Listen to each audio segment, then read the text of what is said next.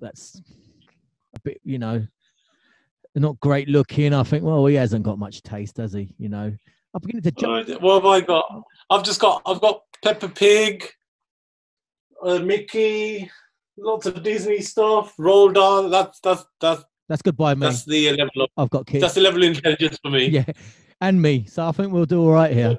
But Dipps, thanks for coming on. You've always been a great supporter of mine, I must say. And you know what? When I messaged you the other day, I read one of my old messages that you sent to me back in 2015, and it said, "Hi, Sat. I've just been listening to your podcast, and I just want to say, I subscribe and I really enjoy it, and keep going." And upbringing people sometimes slow on the uptake of new technology and things like this, but don't stop.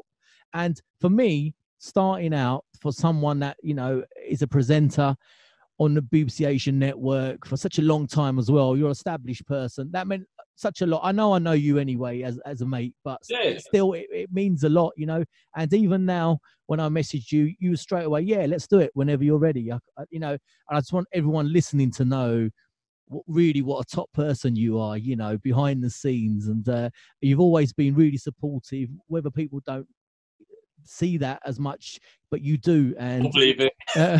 I'm sure they believe it, but for me, that says a mark of a person, So I just wanted to say thank you to you. No, look. So again, the last time we spoke, when we were in Leicester, when we did the podcast, look, same applies. I'm somebody who's always going to get a kick and a buzz and a lot of pleasure out of seeing people progress, man. I think that has to be the most fulfilling thing, to see somebody else progress, because why wouldn't you want to be happy about someone doing well? And that's what I enjoy. And even with you, I know you went full force into doing the podcast, and you got a lot of content out there. And obviously, you've had life upheavals and you've moved around and stuff. And obviously, it's not at the forefront of your mind. But I'm glad that you're kind of stepping back into it and doing it again, man. So it's a pleasure. Cheers. I am kind of settled now where I am, and my idea was to always bring it back at some point, maybe later on this year. But then COVID-19 come along, and some other photography projects were put to the side, and I thought, why not? Let's do it. I had all equipment, obviously, and everyone was on Zoom, and no one can turn me down because they're all at home. You say that? You know what? I mean, I've kind of started something as well, and the amount of people that are busy is incredible. Someone actually gave me. I won't tell you the excuse till after we stop recording. But they said I've got to go out to a birthday party. And wow. And I was thinking, okay, really? You're going to go out for? Just say no. Just say I can't do it. But don't lie. No, I had something similar. I was like, you want to let me know when you're free? Hi man, and I got a voice note saying, hi man, Wednesday busy, or Thursday busy, or Friday busy, Saturday kidda? I was like, Saturday mein vyah te jana hai, mate. It's all good, man. I think it's good that people are trying to keep themselves occupied. Difficult times, unprecedented times, history-making times, and I think adjusting and accepting it has probably been one of the most difficult things. Obviously, people passing away and people being ill is the most difficult. But if you're in an environment where everything's okay in your life, I think mentally just adjusting to the fact that you're home and you that's it. Make the best of it, which is, for some people it's easy to do, for some it's difficult to do. So as long as people are busy and they're happy and healthy, I think that's the most important. That's the main thing. And you said to me, you just started some new projects or new types of content, and I have seen it. You've done one recently with True School, and I was watching it, and I really couldn't think of a more perfect person to present it, because your knowledge of Bhangra is fantastic. And my shows, I interview people from all sorts of backgrounds, and I rarely know what I'm talking about, to be honest. I kind of wing it all the way, right? And but with the music one, I remember True School, Sook was saying something about one of his singles, and I think you just you told him the year it was released, just like that. You go. I think it was 2000, whatever it was, and I I could see in his face, he's probably thinking, yeah, I think you're right. And I love listening to people who know their subject inside out and who's passionate about their subject, because it shows, it really shows on the screen and even on audio. So where did this project come about for you? I've had a lot of projects come to mind over the last few months. I think 2020 has been a really good year to me, considering last year I probably won a write-off.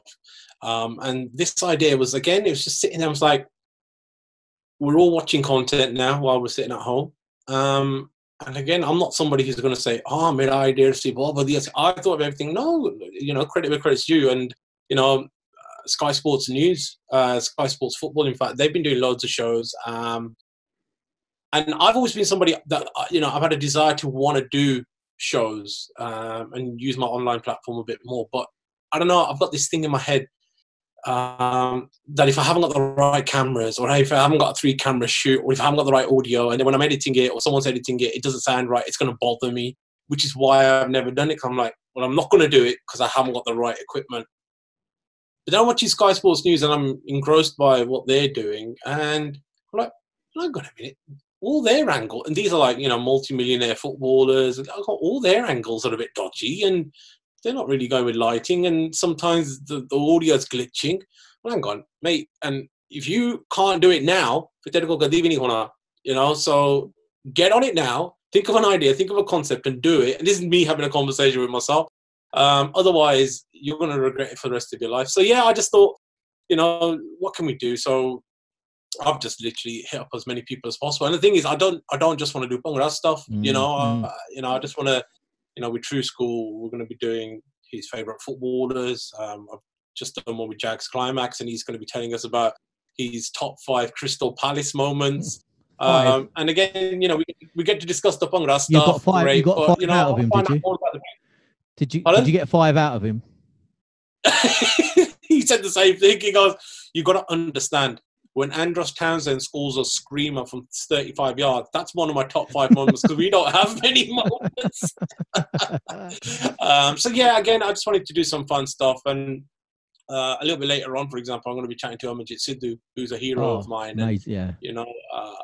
I want to ask him the questions, and I want him to document his legacy, because I think it's important, and if I can be a catalyst for somebody else to speak and document their legacy, then yeah, let's do it, man. Just like what you're doing, if we can't take advantage of the situation now that we're in, and if the leading broadcasters are, happy to use Zoom and, and other features, well, why can't we? And it's, like I said, it's just an idea I had watching something else, and No, I completely agree with you. I was kind of like that with the audio and podcasting. I would travel hours up and down the country meeting people. You did, yeah. Because I wanted good quality audio. And I knew about remote interviews, and that kind of technology was there back in 2015. But it wasn't as good as now, and it's improved. It's not perfect, obviously, as you said, but it's good enough, I think. And people are kind of accepting of it now. They know how it works, and like you said, when the government have their press conferences and you've got the journalists talking from home on their phones and it's glitchy and the audio's not great, but the message gets out there. The question, that's it. Yeah. And so why not? And maybe me and you can be maybe a bit anal about audio and making everything sound too good. And I remember you untangling my wires when I met you in Leicester. That still makes me laugh, because I was thinking, this guy, he's really into his audio, right? Can't stand a bent wire. Well, I'm telling you, I put in an order last night for a 10 terabyte hard drive. I've literally been sitting in this room all day working and looking out the window to see if the delivery guys arrived. Yeah, that's how. Yeah. Just so I can store all my audio on it. So yeah, I'm a bit too. You're excited, aren't you? You're like, look, you excited. Very excited. I'm like, this is genuine excitement. Waiting for my 10 terabyte hard drive. I really wish within this interview the delivery man or woman turns up. I hope they do turn up. I'd be willing to shut this interview down just for that. No. We'll do a live unboxing of a 10 terabyte hard drive. And we'll just watch it back, me and you, continuously. Yeah. But yeah, I mean, the media landscape's changed. You're kind of a constant within the Asian community, at least for Bhangra and your radio show, which is over 10 years now, right? So yeah, so that's a good decade you've been around, and would you have ever thought that you'd still be around, when you did your first few shows covering people and thought, maybe this is just one off and make the most of it and see what happens? Nah, never. Again, when I started, as we discussed in the previous podcast we did. What was it? About 3 years ago? Yeah, in the previous saga. Yeah, Lord of the Rings 1. Yeah. Yeah. As I said in there, me being a presenter was the last thing on the agenda because I just didn't have the confidence to do it. And when I eventually got an opportunity to do it and I did it and I got the bug and the confidence grew, it was great. But even in that period, 2004, 2005, there were always, how can I put it? There were always other shows and other presenters and other teams who were seen as better, seen as cooler, seen as fresher. These guys are going to be the shining light for the next decade, or that presenter is going to be the one that's going to lift everything up. And I was always there. And I always thought, yeah, it's only a matter of time. It's only a matter of time. But I've seen a lot of people come. I've seen a lot of people go. And I still seem to be there, which is great. And again, it's a confidence thing. So now I'm at a place where I reluctantly feel that, yeah, I belong. I belong here, and it's nice to chat to, it's nice to chat to the younger presenters, and they'll come up to me whenever I see them, and I'm happy to speak to them and say, look, I did this was wrong, maybe you should try this, think about this, maybe approach somebody that way. I enjoy that role now. I wouldn't say locker room leader as such, but I enjoy being able to pass a few bits of advice or suggestions, and let people make their own decisions. But yeah, I didn't think I'd be here for that long. I'm enjoying it. If anything, now they've doubled the show now from a 2-hour to a 4-hour show, and I can't right now in 2020 I feel this is the best version of me as a presenter, without a shadow of that, and I'm enjoying it. So you've kind of developed into like a Gary McAllister. I like that. Not quite the top guy, but when he's got the ball, he's yeah, I like that. Without him, though, Gary McAllister. But without him, we wouldn't have won. You're right. You're very right. You're very right. Yeah, at that time, it was a young team, the older head, experience. Yeah.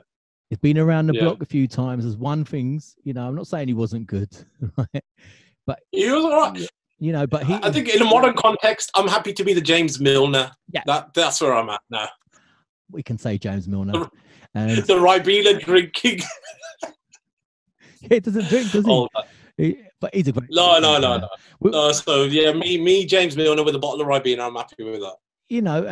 But you have become that now. You're not in your early days now. You've been here over a decade, and young presenters are going to look up to you, because you've been around for so long, and you obviously know what you're doing. And I think probably your show's 4 hours, and I don't know.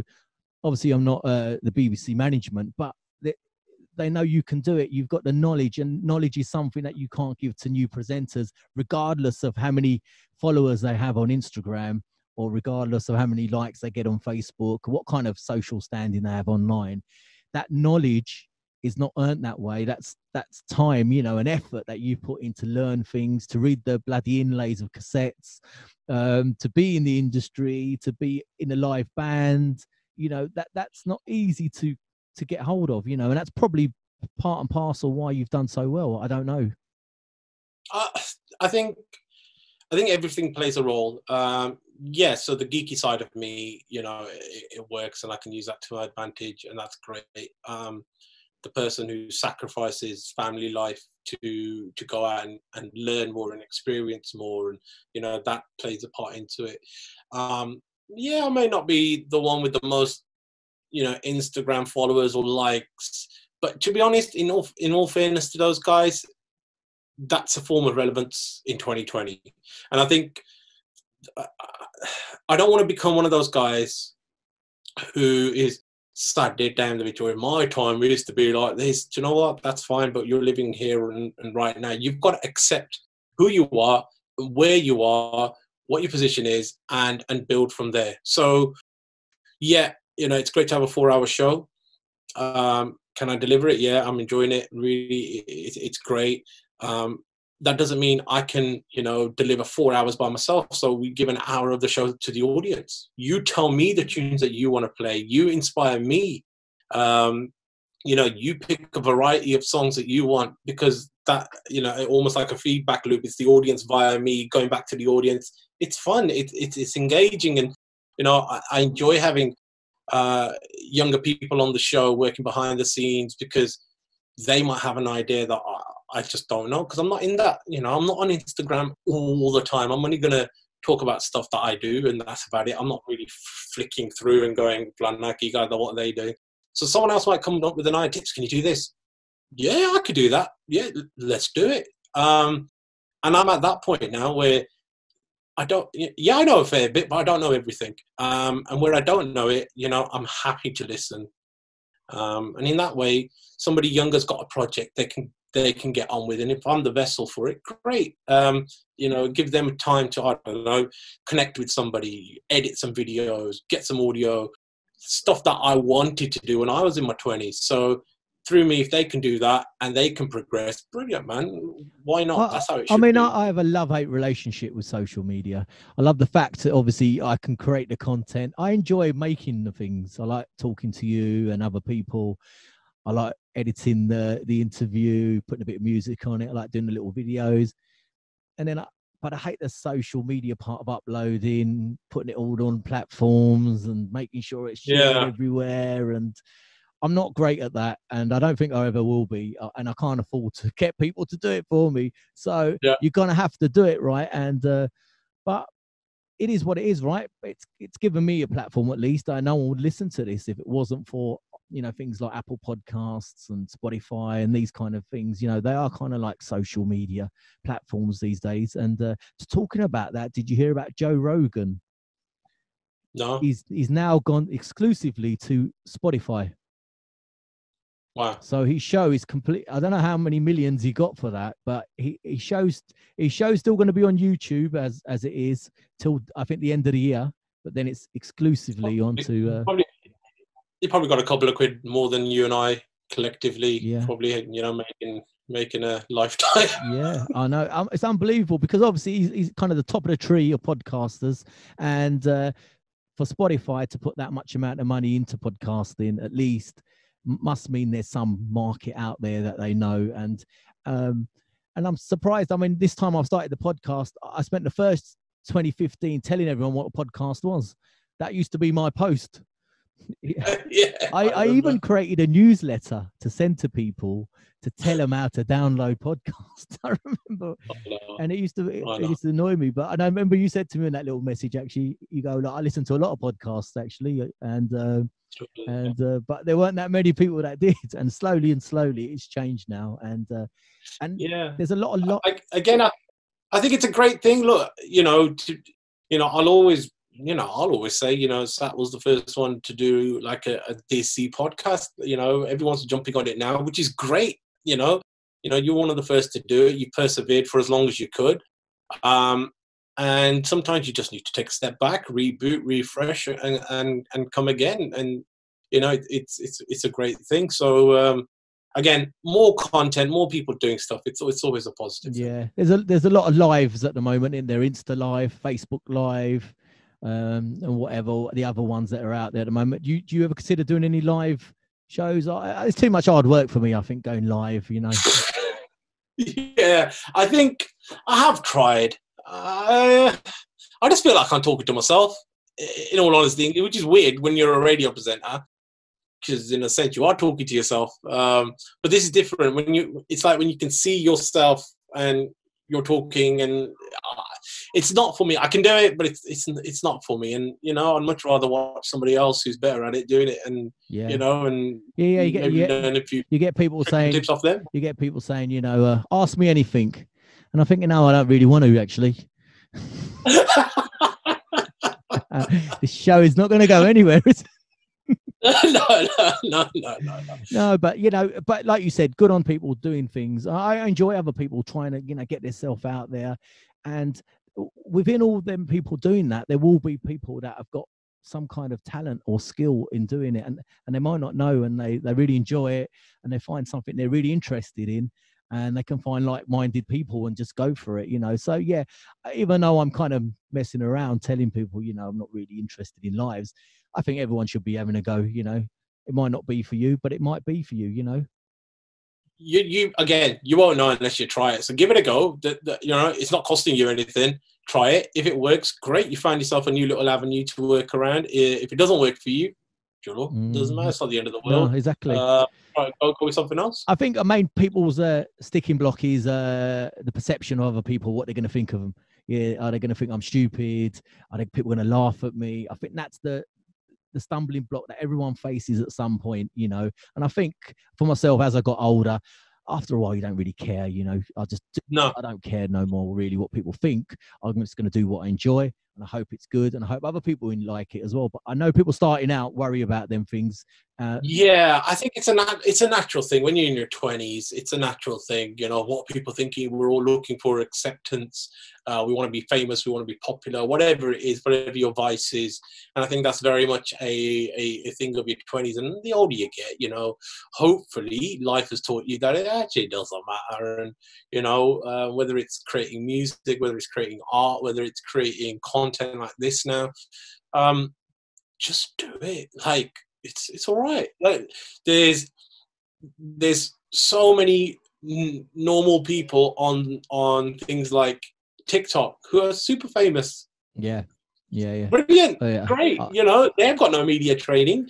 They've not done A levels or degrees on it, but they've become, and especially on YouTube, like my kids are watching YouTube channels, and I'm just like, this is unbelievable. Like, I've done X amount of years at the BBC. You'd think I'd be at the forefront, but no, I'm learning stuff from guys who've just got 2-3 cameras, and they're just doing tricks and stunts and pranks and challenges. I'm like, and they've got millions of followers. I'm like, wow. Yeah. That's impressive, man. There's amazing video editors on YouTube, young guys and girls who are doing stuff. And my daughters, I've got 2 girls, they watch this Gracies World. And it's literally a young girl who must be 12, 13, playing with like Barbie dolls. And the production on it's fantastic. It stills from their house, pictures, stills of the house, and then they've got the dolls in front, and the stories are quite funny. And I was thinking, who's watching this nonsense, all right? And I think she's got like 4 million subscribers, and it's millions upon millions of hits of views. It's unbelievable. She's a young girl, and the parents are probably rolling it. The money's rolling in for them. They were like, yeah, you go ahead, you carry on playing with your dolls. It's a different world. And again, look, and again, it's one of those things. That's not something that I would ever think of. Like, I've only started putting content back up again on YouTube, and I was looking back on my old stuff. I was video blogging 11 years ago, and I'm watching my vlogs back from making one of my albums, and I'm watching it. I'm going, geezer, you were on it, like this, like, who's this guy who made this? Like, you were doing this 12 years ago, but then 12 years ago I was younger, and it's just one of those things. What you do in your youth is not something that a 30, 40, 50-year-old can do, and it works both ways. So if people are putting content out there and it's working for them, brilliant. That's how it should be. Focus on what you want to do, how you want to do it, and if it works, great. If it doesn't matter. It's not the end of the world. Yeah, like James Milner when he was younger, he obviously had a lot more energy, didn't he? And so as we get older, when you're young, there's a bit of you that devil may care attitude. You're just like, I'm going to do that. I'm going to do that. Yeah. And whatever happens. But yeah, it probably is interesting looking back at some of your old videos and thinking, wow, But like I said, Who's that guy? yeah, but like I said, that's you have been around a long time and you've been doing this stuff for a long time, you know. So for yourself, what projects are going on now musically? What I know do you have a studio in your house, do you? No. So I've had to kind of build another one. So I've got my own studio away from the house because I think, you know, if you're going to do it properly, you need a different location. So I only went to the studio this Monday gone. I hadn't been there since the 11th of March. So when we observed lockdown, we fully went for it. You know, that stuff can wait. That's not the end of the world. So what I did do was I set off a little, at the time it was just like, yeah, let me just put that there, and at least I've got something. And then it was like, oh, so the kids are going to be sent home. Right, okay, let me unplug all this and let me put it together nicely. So I've got a little setup at home, which I've been working from, and making some beats and stuff, which is great. And obviously, with just like yourself at home, just doing my top 5 Bhangra socials, which is great, and it's just great to connect with people who you haven't seen for a while, or haven't spoken to. And other than that, really, honestly, I'm just enjoying everything that I'm doing, whether it's, you know, spending time with the family now, kids. The work-life balance is better than it was, better than the last time I spoke to you. Right, good. You know, you know what, again, I can only say this is the best version of me. Yeah. And it's probably taken 15, 16 years of being a broadcaster to get there. But right now, I'm enjoying it. Yeah. And long may it continue. I feel your pain because this is like the 3rd place I've set up now. This is my 3rd room, and I've stuck some records. I'm going to be moving soon again to the other rooms because we're going to need this space soon as well. But as long as Paramjit Pummi goes with you, that's it. I'm happy with that. I'll be happy for you. They're going to go everywhere with me. But yeah, but I know I get that because, you know, I did have a space downstairs, had to move. The kids obviously were going to be off school. So, but you do it, don't you? You know, these are little challenges. You can just carry on and on. And for your radio show, at least, are you going into the studio are you still going into the BBC and? Yeah, so the BBC have been, you know, very, very cautious since day dot. Some of the shows which are like double-headed or triple-headed, you know, obviously because of social distancing rules, they've had to record from home. I did say, look, if I have to, I'll do it from home, but I'd much rather go in live. And just because it was feasible, they've allowed me to do it live. But then they've said, look, we're going to have to reduce the schedule. Are you happy to do an extra 2 hours? I'm like, yeah, no problem.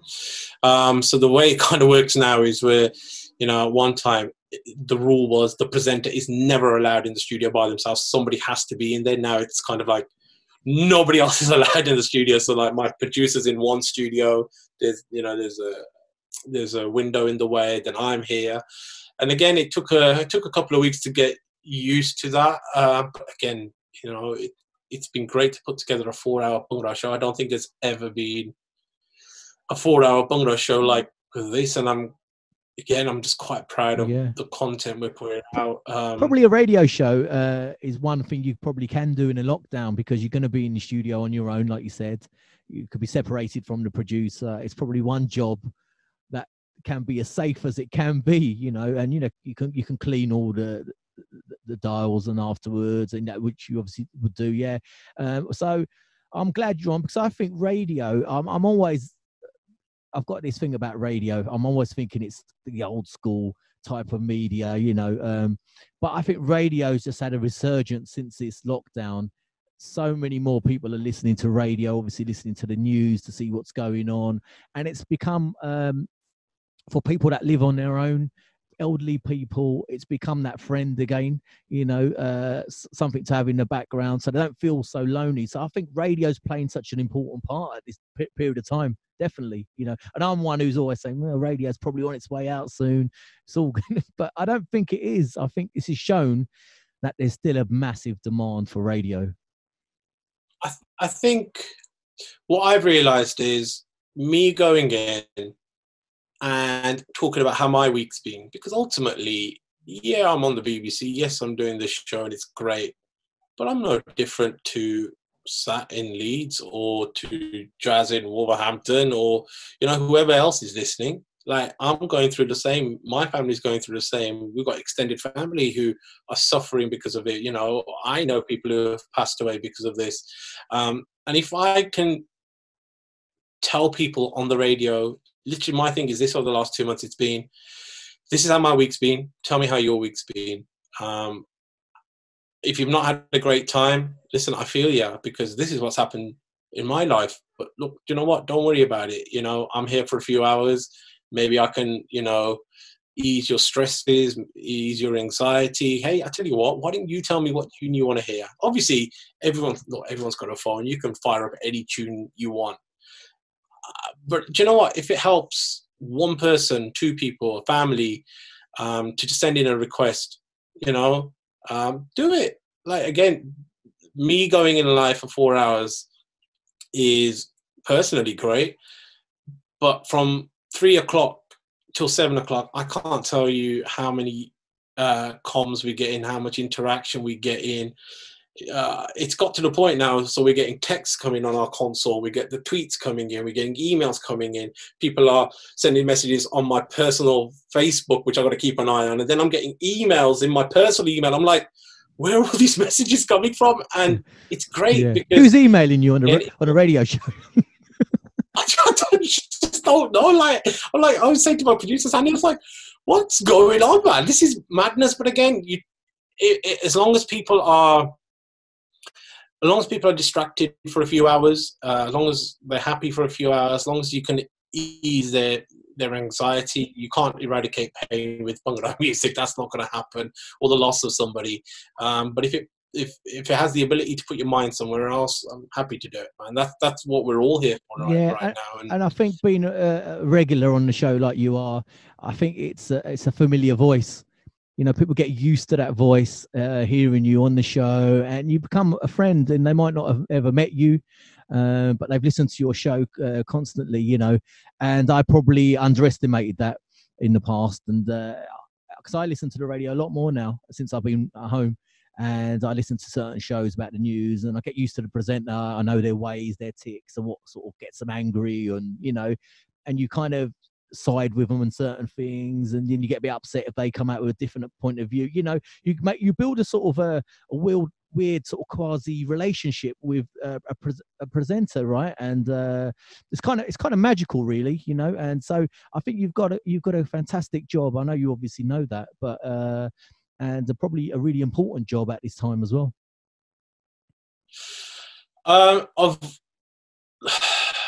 Again, anything that puts a smile on someone's face is a great job to have, especially at this time. And if it takes 4 hours of Bhangra music to do it, you know what, I'll do it. Before me, Gagan Garewal, he plays 4 hours of classic Hindi film cinema. And, you know, I'm sitting there prepping for my show, and I'm listening to his show, and he'll play a tune. I'm like, oh man, Gagan, you've done it again, man. You got me to smile. And you know, again, whether it's you listen to, you know, I listen to a wrestling podcast, and you know, they're talking about something, but just the banter between the two people, that makes me smile. I laugh out loud at the stupidness of them two having a go at each other. Again, find something in your life that just makes you smile, and you know, fully get into it, because laughter's the best medicine, man. Like, if somebody has the ability to make you smile or laugh out loud, what's better than that? So whether it's an audio book, whether it's, you know, a podcast like yourselves, a radio show, a YouTube vlog, whatever it is, find something that make you smile and stick by it, man. One question I wanted to ask you before you went is in regards to music and the industry and live shows, you know, what do you think is going to happen here? I mean, I'm even talking about in India, you know, singers coming over. And I know there's been a few shows where they're going to be streamed live on YouTube. And how do you feel about that? I don't know, is that going to work? And I don't know. See, there's two parts of me now. Do I be really, really honest, or do I be very pragmatic in what I say? First one. I personally think it's wholly irresponsible to be putting on any event, anywhere, at any time. Like, there's people dying. Like, I've had people in my family who have ended up in hospital because of it. My wife's side of the family have ended up in hospital. My dad's lost friends from back in the 80s because of this. And you're putting on a gig. Really? Like, just doesn't make any sense to me. Like, the BBC have made it so easy for us to get into the building, to the point where I can drive, I can park up. Yeah, I have to make an extended journey, but at not one point are they letting me touch anything or anybody who's entering the building. Like, I can get from my car to behind the mic without touching anything.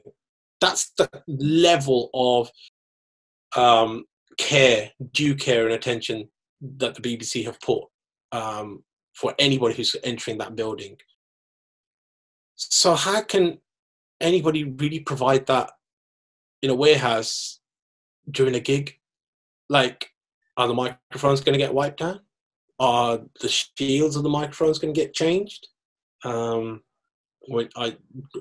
door handles, like, come on, man. Yeah. It's, look, each to their own. It can wait. And if somebody It can wait. really, yeah, of course it can, man.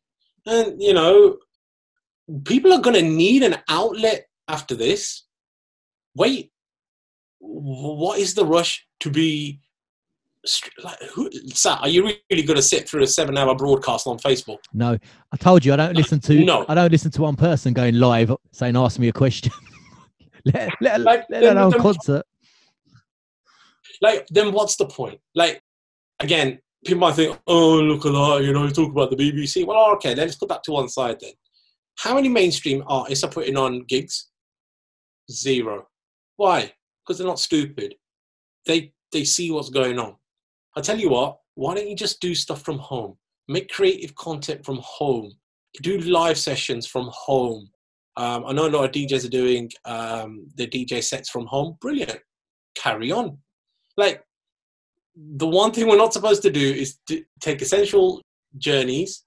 We're not supposed to be, any closer than 2 meters. And we're supposed to be wearing masks and, just be super, super careful. It'd be interesting to see how many of that and how much PPE is going to be issued. Again, it does wind me up a little bit, but again, each their own. As long as they're not my family, I don't care. I'll tell you, talking about lives, one of the ones I did see was Magid Singh. And yeah, that was excellent because there's a point where he had the live on, and I think he was in his dining room or lounge, and we couldn't see him. And then he turned up, and he's fully dressed. Had his body. I thought, yeah, he's gone full hog for this. He's probably said in the morning, "I'm going to do a live, but I'm getting fully dressed for this one. No t-shirt." And look, he's probably bored out of his tree, and if he wants to do it, why not? At least you remember that. Like, what are you going to remember with loads of flashing lights and Yari Chandigarh Waliya being played super fast? I mean, what makes no sense to me. But again, look, each to their own. I don't know what an individual's situation is, but I've had people ask me, "Will you come and do this?" My dad's at times been harassed. And Sadi Karte ladai hogi, we're like, "No, we're not doing it. I refuse. It's just not me. We're not going to do it. Good luck to everybody else who's doing it." I just think it's slightly irresponsible. Yeah. No, you can wait. Yeah. Again, we all do stuff for charity. Do it afterwards. Yeah. Just wait. Like, there's no urgency. There's no essential need to go and do it now. No, this is not mega tough on us. They're literally just asking you to stay at home. For God's sake, man! It's like, stay at home. Like, I can't. Like, why would you want to risk your life? Okay, forget your life. What about your partner's life at home or your kid's life? Actually, forget that. Well, like, how do you know that the person that you elbow bumped or you touched the microphone 2 persons down has not passed? Like, don't know. Like, don't take that risk. But again, each their own, and it just seems to be a thing where, especially in our industry, it's like, nah, I need to do it. I need to do it. I have to be the first person to do it, or I need to be bigger and better than the other person who's done it. I'd much rather follow the mainstream, which is just wait. Just wait. Exactly. Yeah, I remember when originally they said, look, there's this global pandemic going on and we want you to be careful. And I was listening intently. I think, what do we have to do? What do we have to do? They go, well, you just to stay at home. And I was going, what? Just, watch Netflix. And they were like, yeah, just stay at home. What? Just watch more TV and just make food and just stay at home. And I was like, I could do that. Yeah. Been doing that for years. Look, at the end of the day, we've all worked. We've all worked in offices and things like that. How many times have you gone to work and gone, man, I wish I was home. I wish I could work from home. It's not fair. I'm always having to come in. You know what? You're home now. Yeah. It's all right. Yeah. Chill. Yeah. It's okay. And I guess, it can be frustrating for people now who have experienced working from home. And it can be, because look, our homes are not designed to be offices. And for the first 2-3 weeks, great. I can understand, stresses and anxieties involved in being at home now. And, maybe the easing of lockdown will help people get out to work. But I just think this is going to be the norm now, working remotely. And the quicker we get used to it, the better. And find your way of, being proactive in working is going to be the new norm now. So, and look, I've spent more time at home in the last 2 months than I probably did all of last year. Great, man. I can't knock it. It's been fine. I've kept my anger in check, I think. I've only in 2 months kind of blew up a couple of times. But again, it's all mind over matter. And enjoy time at home. So you've kept your anger in check. I'm happy about that because I'm thinking very soon the league is going to start back up and we need 6 points. I can't let you go without talking about Liverpool. We need 6 points. That's all we need. Can you believe it, though? After all them years, we're going to win the league, right? And there's a bloody global pandemic. Can't make this shit up. The only thing that could have stopped it. I am so desperate for those 6 points to be played on the pitch, because if they're not, and the trophy is handed to Liverpool, it will forever be. But you didn't really win it, did you? That's the biggest bug there. That will be. I'm already getting them. They're saying it's not the proper one, and I said, "Well, I have to play it on the pitch." My thing was, you know what? They should just pause the season and start this time next year, just to be super safe. But obviously, money and advertising all comes into it. It's it is what it is. So hopefully, I'm not desperate for it to begin. Just again, health and safety of players is paramount. Absolutely. Staff, caterers, stewards, all that's more important. So when it does, I mean, we can't really lose it from this point. Surely not. Sure. We could just end the show there, couldn't we? And I'll put some dramatic music, violins. Surely not. Oh, yeah. We'll play this. We'll play this when the season starts and ends.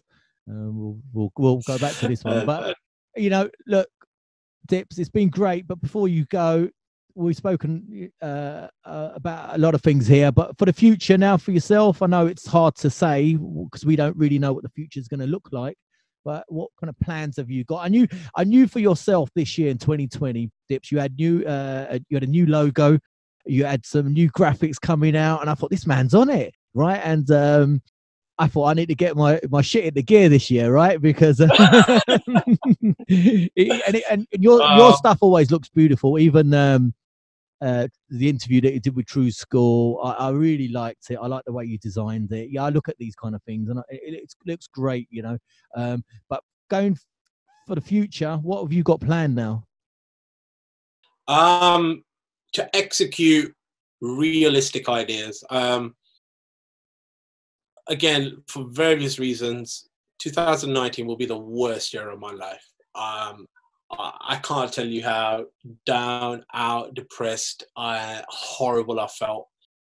It just got to the point where by the end of November, I was like, I need a break. I can't hack this. This is everything I'm doing, the way I'm going about things. Some things self-inflicted. I'd probably say majority dumped on my head. Things went wrong. I just was not in a good headspace, and I took a break for a month again. Really, really lucky that the family were understanding. BBC were brilliant. They were like, "Look, take as long as you want," and I was like, "All right, give me a month and let me see where we're at." And I took that month out to do nothing. And the whole of December, like the first 2 weeks was do nothing, and then it was a case of, all right, okay, what can I do? And I just went back to basics. I just literally picked up a notepad, picked up a pen, and I started making notes. And the one thing I did was, I'm on with 100 ideas, but I can't execute any of them, and that's my fault. So what's the reason why? Well, my plans are over here, but my ability to deliver is here. So what do you do? So what I had been doing was going, forget it, there's no point, and you just leave it there. So what I decided to do was go, well, okay, that's the idea and this, my capacity, let's do that and bring it down. And that's what I did. So I started making realistic plans. So things like creating playlists. Everyone's streaming. All right, I'll tell you what, I'll make you a playlist. I did it for my mates. Well, I might as well just put them out there. So I started doing things like making playlists, which I enjoyed, and people can access them whenever they want. As far as the radio show goes, just went, a little bit more creative on things that I wanted to do, and how I wanted to deliver them. And again, I had an idea. Well, hang on, now's the time to deliver content. If you ain't going to do it now, you're going to regret it. Go and do it. Actually, physically go and do it. So for me, that's it. I don't know what I'm going to do.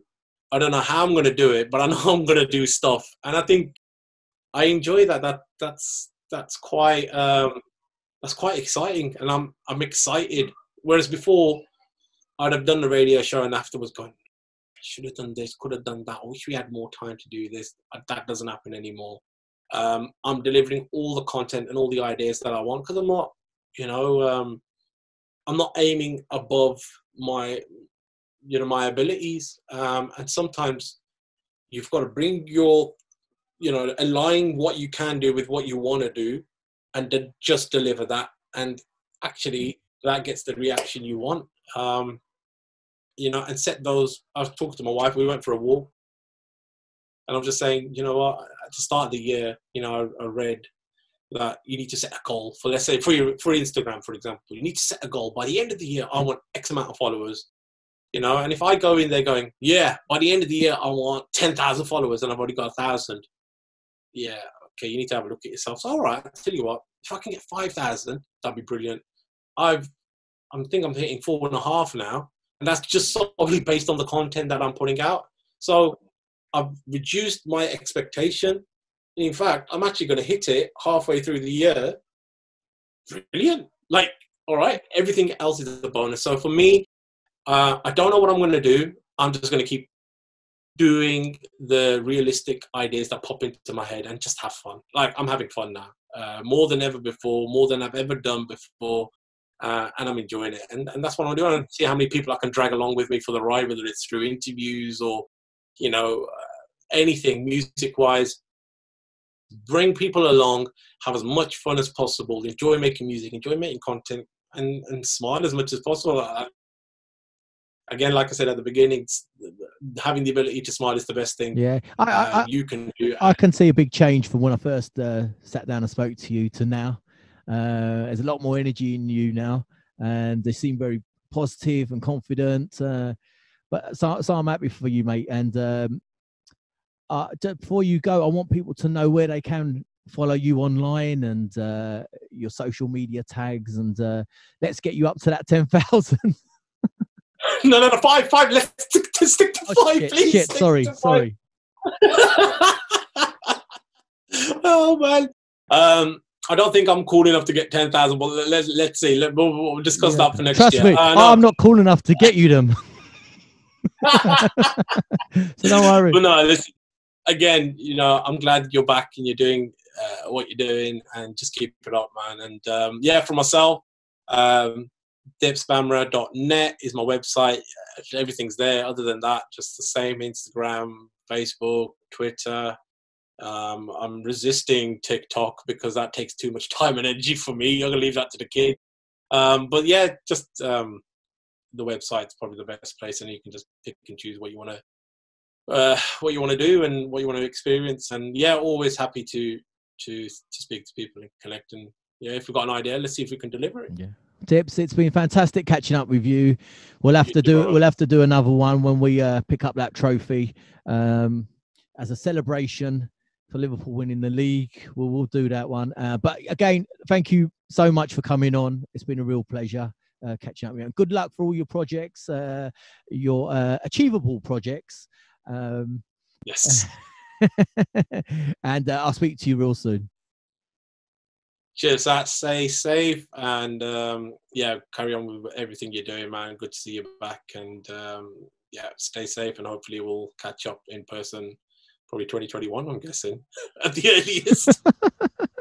At the earliest, yeah. See you next year. See you next year, mate.